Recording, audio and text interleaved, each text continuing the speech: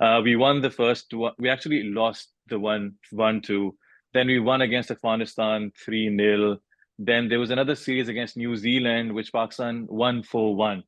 But at that time, it was touted that New Zealand had sent their B team. We'll get in the details, but just to highlight that 4-1 wasn't celebrated as much as it should have been.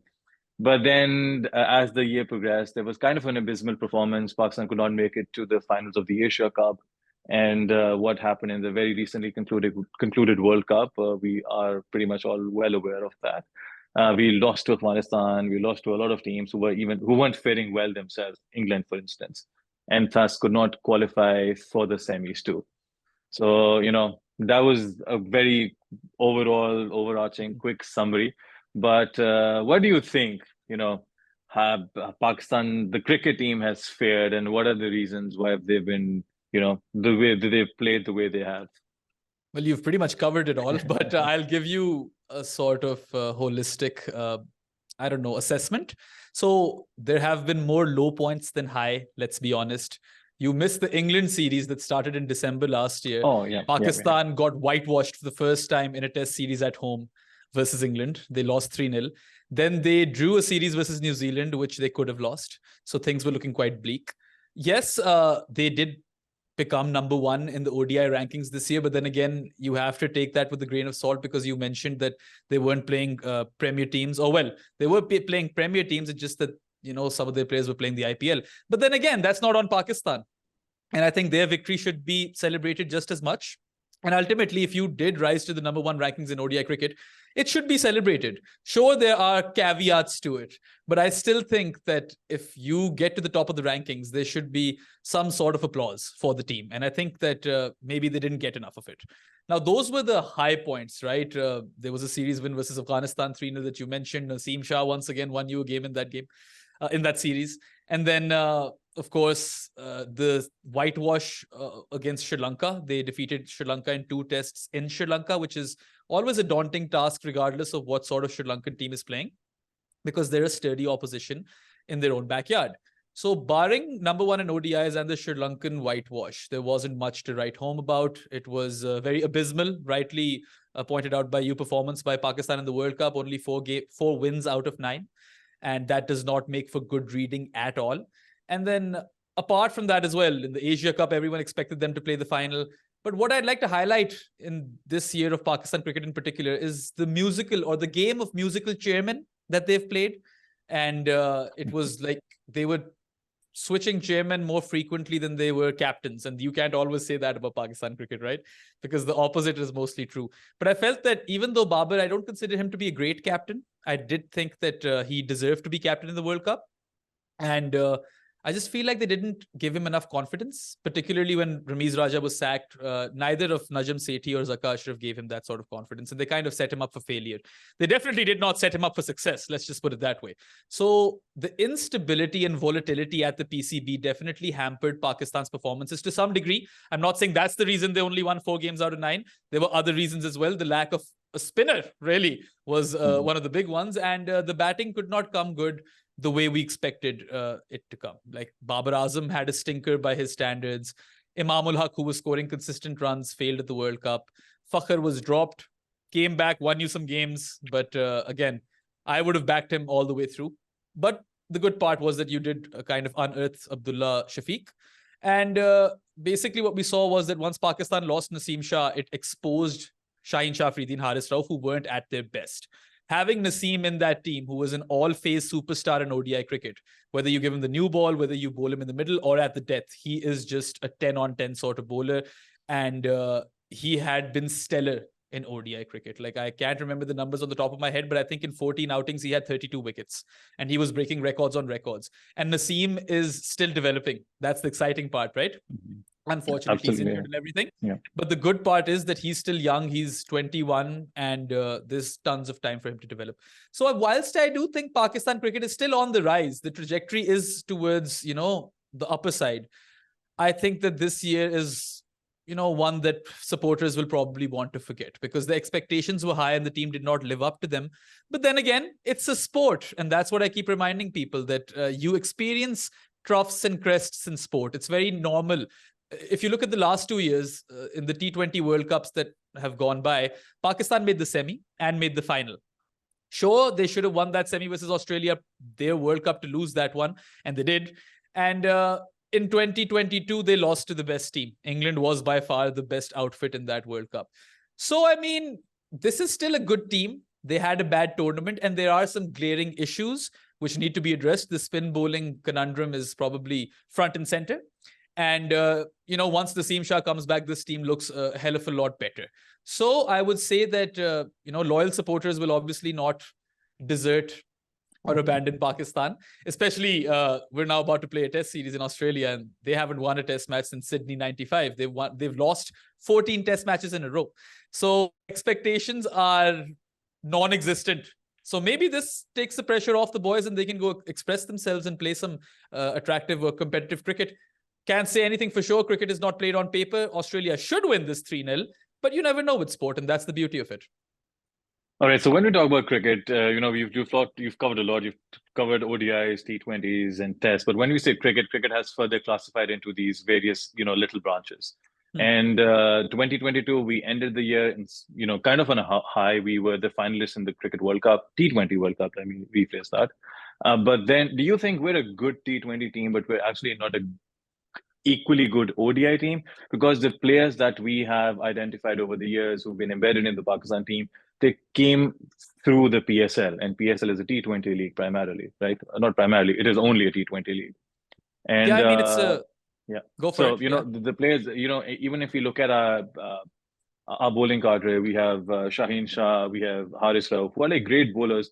But it's very different bowling in a match where you only need to deliver 4 overs versus you need a different mindset, you need a different strategy, you need a different skill set when you're bowling 10 overs, and then entirely different when you're bowling in a test match.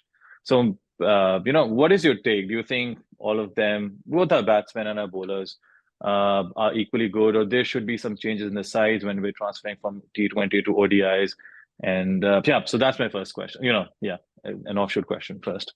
In an ideal world, you would have a specialized team or unit for each format. Test cricket in particular, because it's longer, it's more prestigious, it's more grueling. It really tests a cricketer. You would know, you've played a lot of cricket, right? And T20 is a bit easier in that regard. You can make more mistakes and you can have more off days because that's the nature of the format. By design, you are supposed to fail more. ODI cricket, I actually thought Pakistan had a really settled squad before the Asia Cup, and losing Naseem obviously exposed them.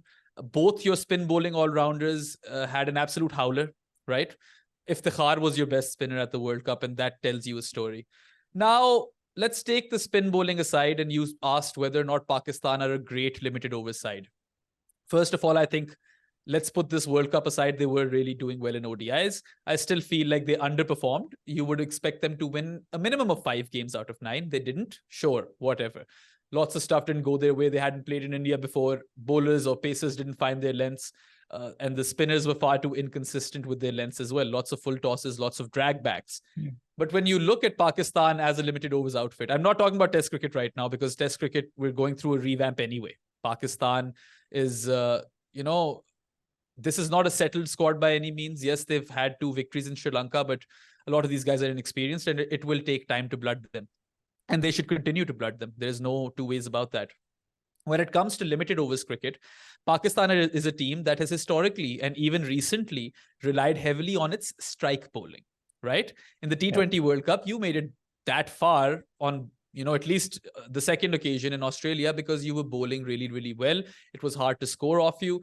And ultimately, you just needed par scores to win games.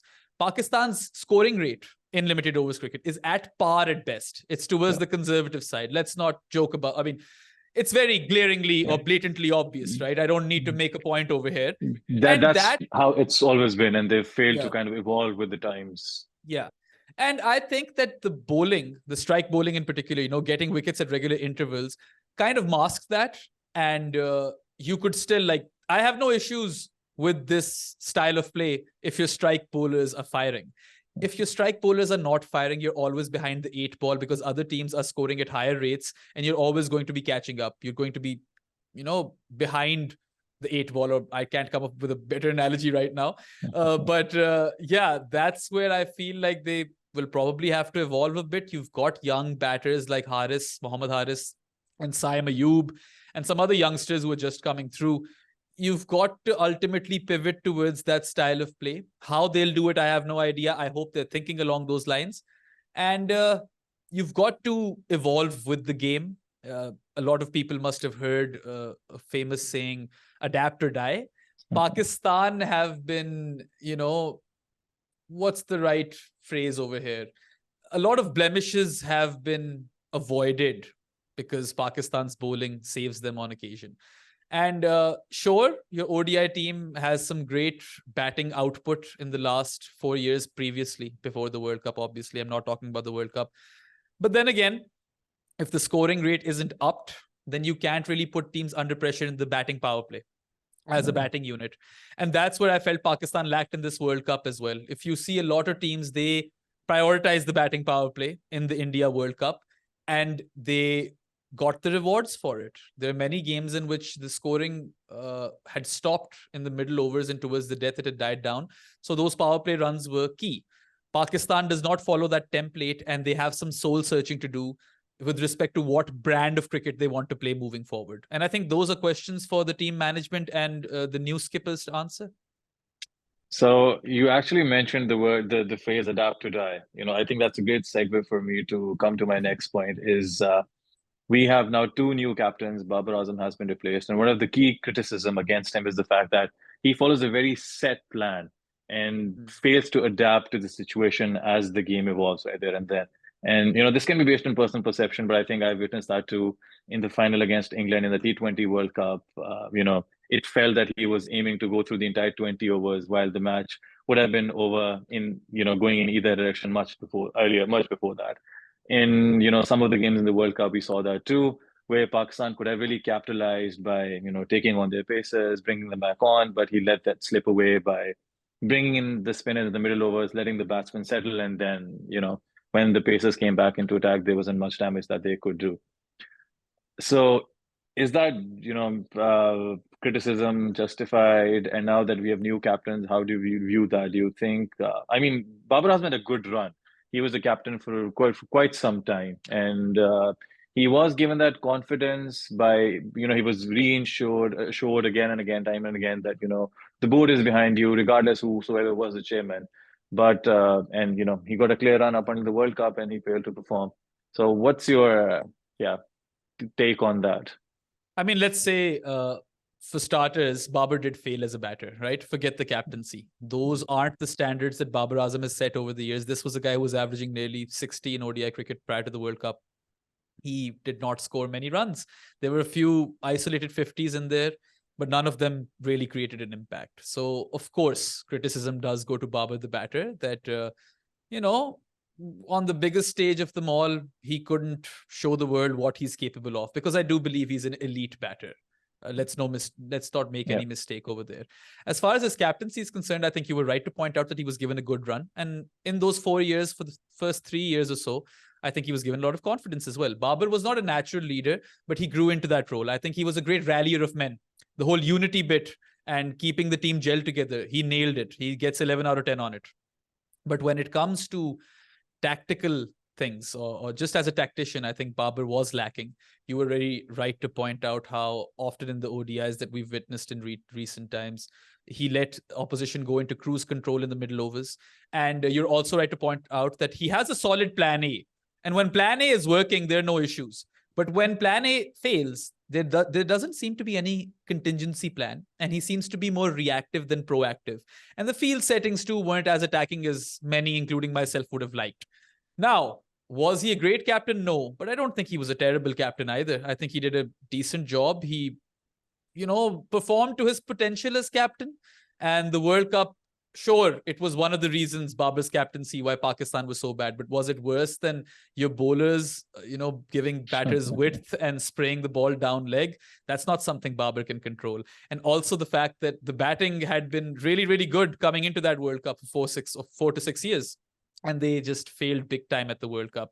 The fielding was bad on many an occasion. Spinners were non-existent. So these are also issues, and perhaps bigger issues than Babar's captaincy. But of course, you need to highlight his captaincy because he needs to take accountability and ownership. And I'm sure that, that would have been his not body language. That would have been something that he would have acknowledged, I feel. He would have taken that on the chin. And he resigned very gracefully, even though the PCB issued a press release that they fired him from the white ball teams, and he said no to continue to lead the test team. So yeah, there's a lot of bad blood over there, and we could do an entire podcast separately on what all the PCB have done wrong. I've probably said it in many podcasts, so if you guys really go skim through my work, you'll find it. Go to the Pro Sports one. I'm really vocal over there about this stuff.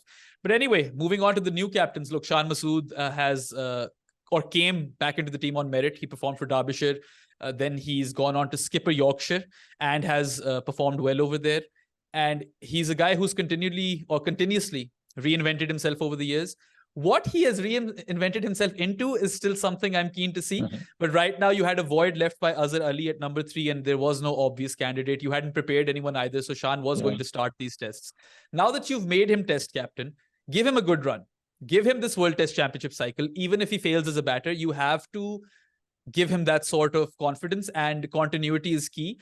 If he fails in the cycle, then in the next cycle, you can go with someone else.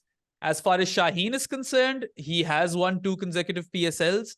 The only concern I have with respect to him as T20 captain is that he'll have to play every game, and bilateral T20s are quite useless. And I want to wrap Shaheen up in cotton wool because I want him to play every test match for Pakistan. And he's also an imperative member of the ODI unit. Sure, he doesn't have that same kind of rhythm right now that we've gotten used to. Peak Shaheen is a different animal altogether. Let's hope he can find that mojo in Australia.